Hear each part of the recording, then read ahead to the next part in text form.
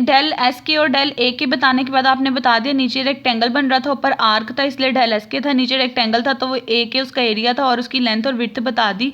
यानी कि अगर नीचे वाले डेल ए की कोई हमसे वैल्यू पूछेगा, आप कह सकते हो वो del X dot del Y के इक्वल है।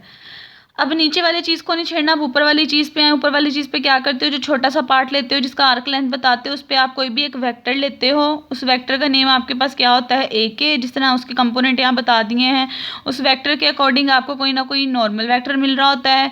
तो देखें उसके सामने ड्रॉ कर दिया, ये कोई ए वेक्टर था, इसके रिस्पेक्ट से आपको कोई नॉर्मल वेक्टर मिल रहा है।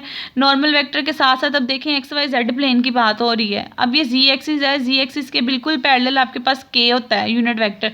तो साथ ही आप कह दो कि जहाँ पे नॉर्मल वेक्टर मिल रहा है वहाँ पे कहीं आपको के वेक्टर भी मिल रहा है और उन दोनों का एंगल आपके पास क्या है, गैमा के। ये डायग्राम बच्चों आई होप आपको समझ आ गई होगी, जस्ट इसके अंदर अभी मैंने डिवीजन करके बताई थी। उसके बाद ये करने के बाद देखिए सारी बातें फिलहाल वर्ड्स की फॉर्म में लिखी है। नेक्स्ट इंपॉर्टेंट बात आपसे क्या कही हुई है, अब देखिए आपने इसके रिस्पेक्ट से फॉर्मूला बनाना है। ये एंगल तक बताने के बाद जहाँ तक मैंने बात बता दी है, नेक्स्ट आपसे कहा है वी नो फ्रॉम ज्योमेट्री।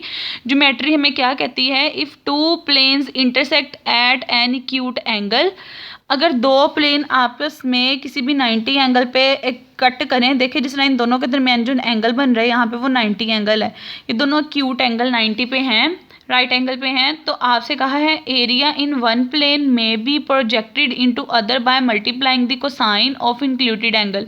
तो अगर आपने एरिया निकालना हो किसी भी चीज़ का, तो उन्होंने कहा पहले प्लेन का एरिया दूसरे प्लेन के एरिया के इक्वल होगा, लेकिन साथ में क्या मल्टीप्लाई करना पड़ेगा, कोसाइन फंक्शन।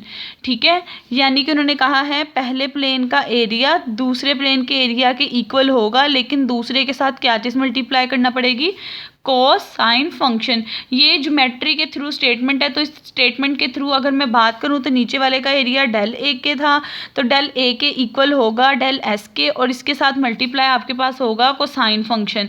क्योंकि कोसाइन फंक्शन हमेशा उन्होंने कहा उस वाली टर्म के साथ मल्टीप्लाई करना है जिसके साथ एक एंगल बन रहा हो।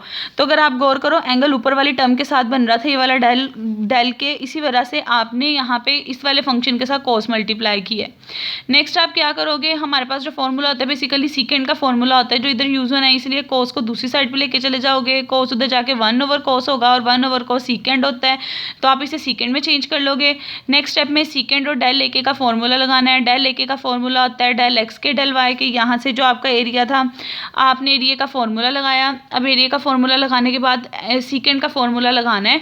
बच्चों सीकेंड का फॉर्मूला होता है 1/(into normal unit vector dot corresponding vector का मोड।